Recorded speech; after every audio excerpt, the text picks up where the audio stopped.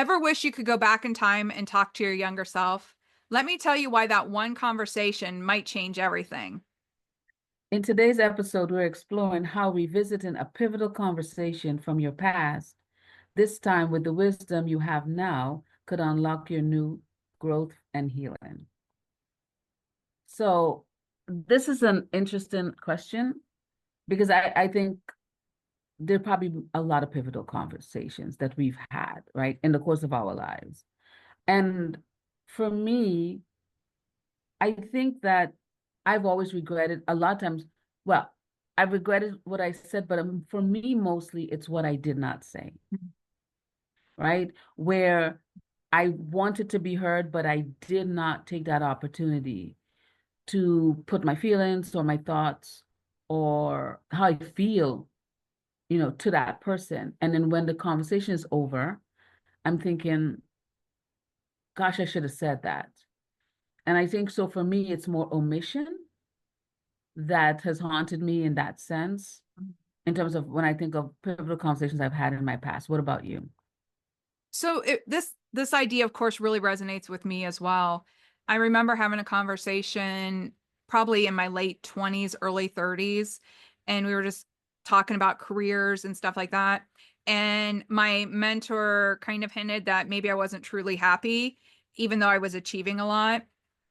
And at the time, I really couldn't hear that because I was really wrapped up in my to-do list. You know how much I love my to-do list and my Yes. check marks.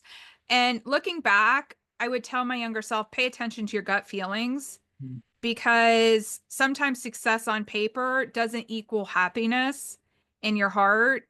And I I wish I would have learned that much younger, but I'm glad that I had that conversation. And now that I reflect on that, I pay much more attention to am I living the life I love than my to-do list, if Right. that makes any sense. Yeah. So I mean that conversation prompted you to ask larger questions and in essence alter the way you perceive and move through life. One of the things I think that happens oftentimes, especially if it's a conversation that's uncomfortable or very sort of combative, one of the things I try to do, I think, in terms of how do I improve how I feel at the end of a conversation, pivotal or not, but let's say, especially with the ones, but one of the things is I think it's noteworthy to slow down because in those conversations, everything is fast paced. So you're just sort of responding, you're sort of responding, or in my case, a lot of times not. And I think that it's important to sort of take a breath and try within yourself to slow your understanding of how it's pacing out. Because I think that a lot of times, you're reacting and you're not in a space to be mindful about what is happening, first of all, and what it is you want to communicate or may choose not to, right? Like, I mean, it's okay because sometimes I'm assuming for a lot of people, it's things that they said that they wish they hadn't, and they wish that they'd taken a breath, like 2 seconds, right, to slow it down. And I think that the takeaway for me, and I think it's my offer to everyone, is regardless of whether you're someone who says something and regret what you said or fail to say something, which is often my experience, it's just to slow everything down, right? And just to sort of make sure that you're present in the moment. Because I think that for me, especially if I'm triggered, I am not present. Like I am absolutely not present in that conversation. So at the end, I look back and I feel like there was another me there, but I wasn't anchored in that moment. And I think for me, one of the things I learned even with recent conversations that have been really pivotal, I've been able to listen deeper. And that has sort of forced me to just slow it down. And to me, that has been tremendous. So I I find that I'm less frequently walking away feeling that I didn't say something, that there was some part of myself I failed to communicate. And I think that that's the offer, to always sort of be present regardless of what's happening. And that's often challenging when you're triggered.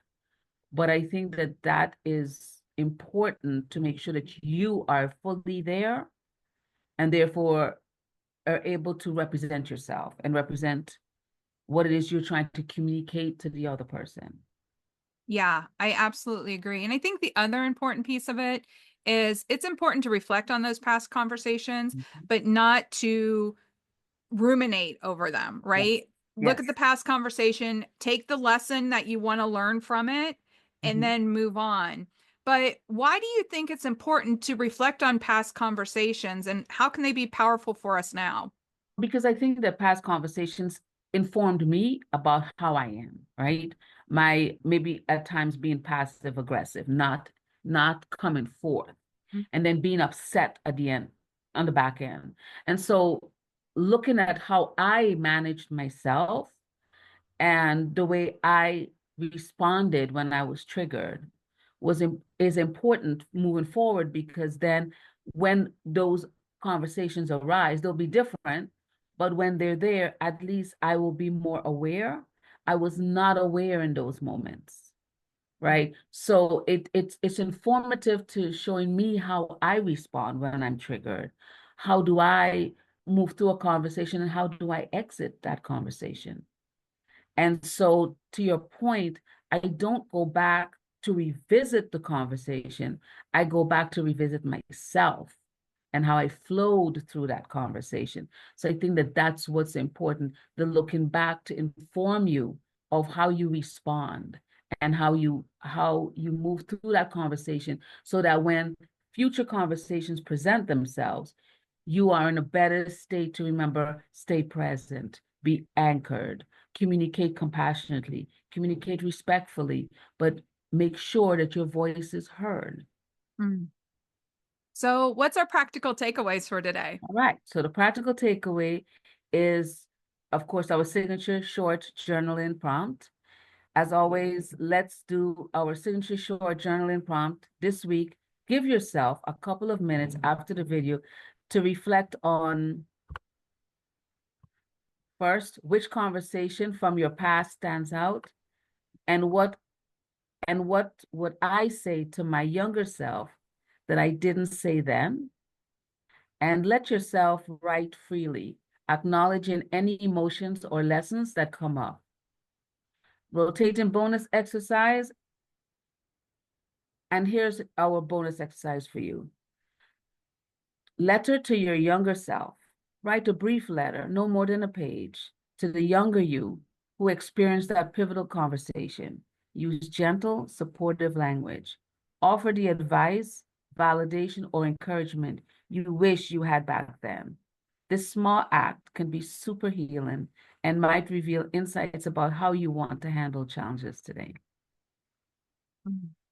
Right. You might be surprised how cathartic it feels to Yeah. read that letter back to yourself and how it can spark a shift in you. And I So, think the thing that stands out to me is to be gentle with yourself, yeah. right? Be gentle and compassionate, right? Don't beat yourself up. If you did something or made a mistake in a conversation, that's okay. You're learning.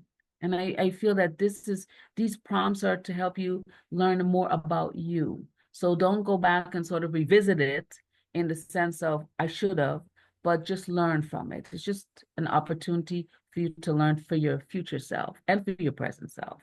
So be gentle. Absolutely. Absolutely. So to recap, think about pivotal conversations from our past isn't about regret. It's Mhm. about growth. So a few minutes of honest reflection can bring a whole new perspective. So until next time, thanks for watching. Don't forget to like and subscribe.